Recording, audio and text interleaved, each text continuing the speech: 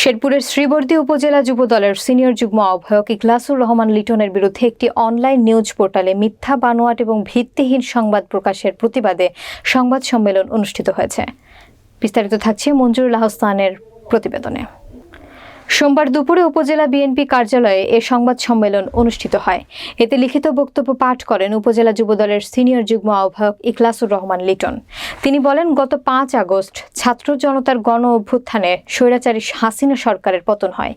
ওই সময় আইনশৃঙ্খলা বাহিনী যখন আইনশৃঙ্খলা রক্ষায় হিমশিম খাচ্ছে, ঠিক তখনই আমরা শেরপুর জেলা বিএনপির সভাপতি মাহমুদুল হক রুবেল ও সাধারণ সম্পাদক হযরত আলীর নির্দেশে উপজেলা বিএনপি ও অঙ্গ সংগঠনের সকল নেতাকর্মীরা তৃণমূলের সাধারণ মানুষকে সাথে নিয়ে বিভিন্ন হাট বাজার, দোকানপাট ও সংখ্যালঘুদের সম্পদ বিনষ্টের হাত থেকে রক্ষা করেছি।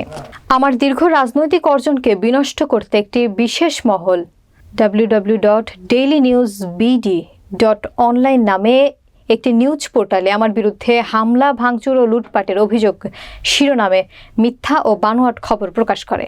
এই খবরে আমি এবং আমার অভিভাবক সংগঠন উপজেলা বিএনপির সুনাম ক্ষুণ্ণ হয়েছে। উক্ত অভিযোগের সত্যতার ব্যাপারে আমার কোনো বক্তব্য নেওয়া হয়নি।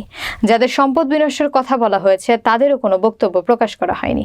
মিথ্যা, বানোয়াট ও উদ্দেশ্য প্রণোদিতভাবে সম্মান ক্ষুণ্ণ করার ওই খবরের তীব্র প্রতিবাদ এবং নিন্দা জানাচ্ছি। এ সময় উপস্থিত থেকে উল্লেখিত শিরোনামে খবরের তীব্র প্রতিবাদ ও নিন্দা জানান উপজেলা বিএনপির সভাপতি আব্দুর রহিম দুলাল, সাধারণ সম্পাদক আব্দুল্লাহ আল মামুন দুলাল, শহর বিএনপির সভাপতি ফজলুল হক চৌধুরী অকুল, সাধারণ সম্পাদক আনিসুজ্জামান খোকন, উপজেলা বিএনপির সাবেক যুগ্ম আহ্বায়ক এস.এম. সোহান, উপজেলা যুব দলের আহ্বায়ক আবু রায়হান মোহাম্মদ আল বেরুনি, শহর যুব দলের আহ্বায়ক আমিনুল তানজিল মিস্টার সহ অনেকে।